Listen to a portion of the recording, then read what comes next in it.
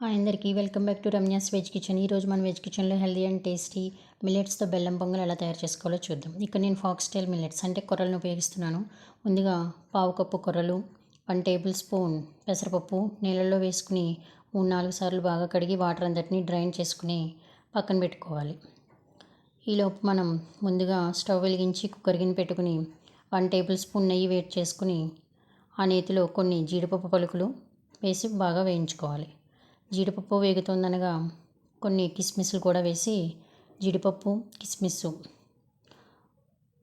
బాగా వేగేంత వరకు ఉంచుకుని వీటిని ప్లేట్లోకి తీసుకొని పక్కన పెట్టుకోవాలి.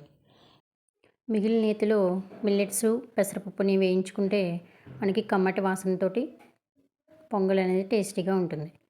ఇప్పుడు ఈ మిల్లెట్స్లో పావు కప్పు మిల్లెట్స్కి 1 కప్పు వాటర్ని అలాగే అరకప్పు పాలు వేసుకుని మూత పెట్టి మీడియం ఫ్లేమ్ మీద 3-4 విజిల్స్ రానివ్వాలి. విజిల్స్ వచ్చేలోపు మనం బెల్లం పాకం రెడీ చేసుకుందాం. స్టవ్ మీద బౌల్ పెట్టుకుని 3/4 కప్ బెల్లం పౌడర్ని అలాగే బెల్లం పౌడర్ కరగడానికి వాటర్ని యాడ్ చేసి బెల్లం పౌడర్ని కరిగించుకోవాలి. ఇక్కడ మీకు స్వీట్ ఇంకా ఇష్టమైతే స్వీట్ని ఇంకా యాడ్ చేసుకోవచ్చు. బెల్లం వాటర్ మరిగిన తర్వాత స్టవ్ ఆఫ్ చేసుకుని బెల్లం వాటర్ని పడబోసుకోవాలి. కుక్కర్ మూత తీసి చూసాక ఇంకా కొన్ని పాలు ఉన్నాయి కదా, ఈ పాలు చిక్కబడేంత వరకు ఇంకొకసారి స్టవ్ మీద పెట్టుకుని పాలు చిక్కబడేంత వరకు ఉడికించుకుందాం. ఇక్కడ మనకి పాలు చిక్కబడడం స్టార్ట్ అయింది. పాలు చిక్కబడిన తర్వాత ముందుగా రెడీ చేసుకున్న బెల్లం వాటర్ని కూడా ఈ మిశ్రమంలో వేసుకుని బాగా కలుపుకోవాలి. ఇక్కడ నేను కొద్దిగా యాలకుల పొడిని కూడా యాడ్ చేస్తున్నాను.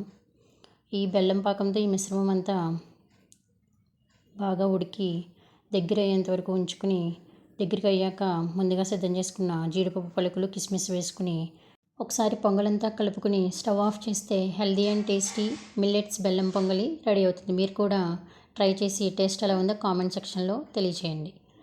మీకు కనుక ఈ వీడియో నచ్చితే లైక్ చేయండి, షేర్ చేయండి. రమ్యాస్ వెజ్ కిచెన్ ఛానల్ని సబ్స్క్రైబ్ చేసుకుని పక్కనే ఉన్న బెల్ ఐకాన్ని ఎనేబుల్ చేస్తే నా ప్రతి వీడియో మీకు